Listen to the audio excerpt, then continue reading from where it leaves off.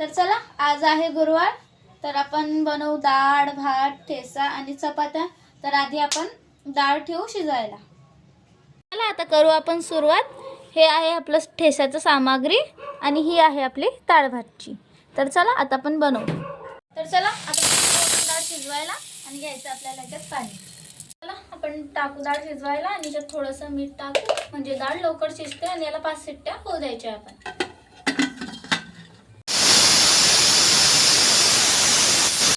एकाकडे आपले टमाटर पण शिजतायत आणि दुसरीकडे आपली डाळ पण शिजलेली. चला आपण 4 चम्मच तूप घेतलेलं आहे, भगोना गरम झालेलं आहे आपला. आता आपण बघारू डाळ.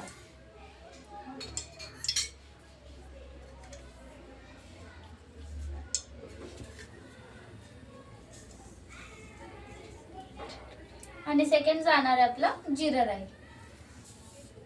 जिरं जळू द्यायचं.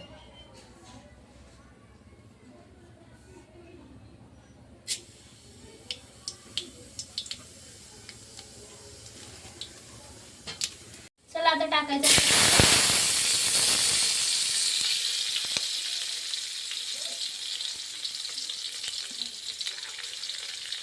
आणि कढीपत्ता.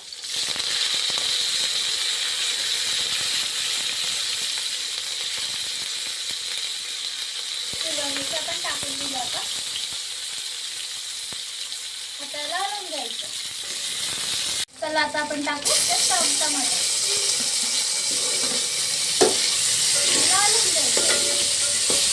चला आता टाकायचं आपल्याला हळद आणि मीठ. मीठ कमीच घ्यायचं, कारण आपण डाळ शिजवायला पण मीठ घेतात ना, म्हणून कमी घ्यायचं. चला आता आपण टाकू आपली शिजलेली डाळ.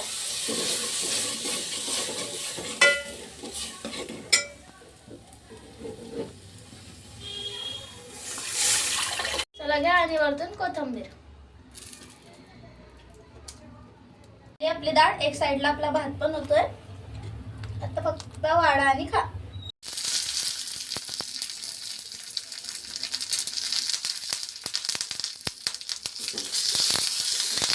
बघा झालंय बरोबर. आता आपल्याला द्यायचं याला वरतून आपल्या डाळीला तडका. त्याला तडका आता.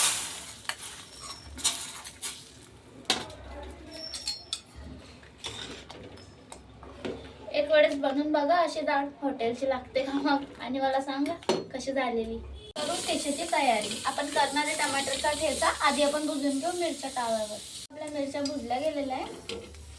मिरच्या अशा भुजायच्या एकदम नरमच, कारण आपल्याला कुटायला ते व्यवस्थित जातं. आणि लसूण पण भुजायचं.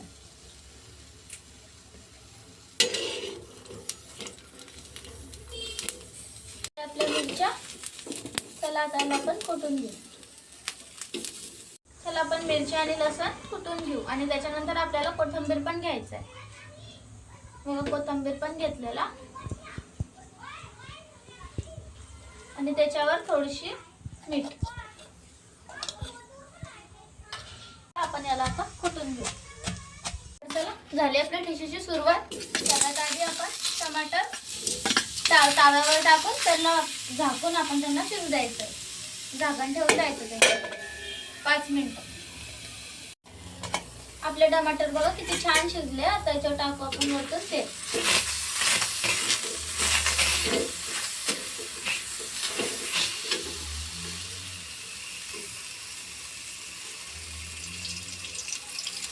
तेल टाकून हलवून घ्यायचं.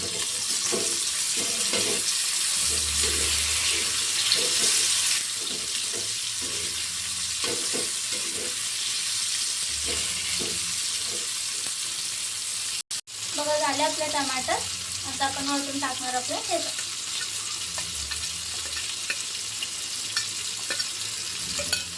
याला घ्यायचं हलवून.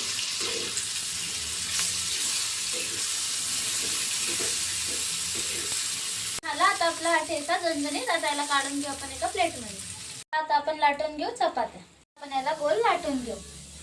बघा आपली पोळी किती टमटम फुगते आणि एकाकडे आपली डाळ पण शिजते.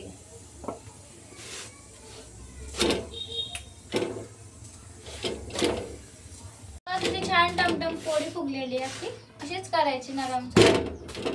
लसलसी पोळी झालेली आहे एकदम नरम. किती नरम चटक पोळी झालेली आपली.